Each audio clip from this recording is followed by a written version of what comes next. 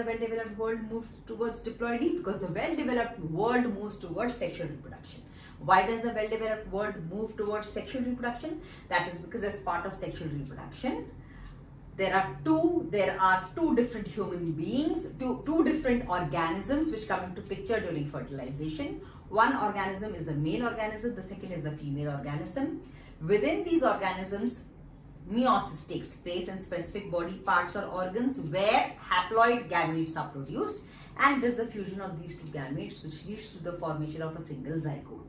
So when superior plants like gymnosperms, angiosperms and animals move towards diploidy, what it essentially means is that in every diploid organism, the reproductive organs give rise to single gametes which are haploid, which are produced by meiosis. For example, in human males it is the sperms, in human females it is the ova, which are haploid in nature.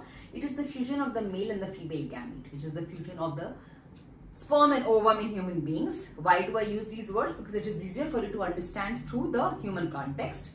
Or in case of plants, you can use the word egg cell nucleus and the pollen grain. They fuse male nucleus, they fuse and lead to the formation of a zygote. Now, zygote has characteristics of both the male parent as well as the female parent.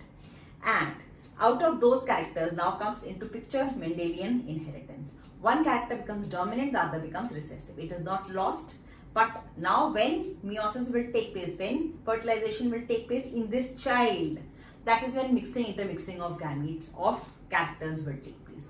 What this essentially means that 23 chromosomes of the father, 23 chromosomes of the mother come together in the zygote. So the zygote has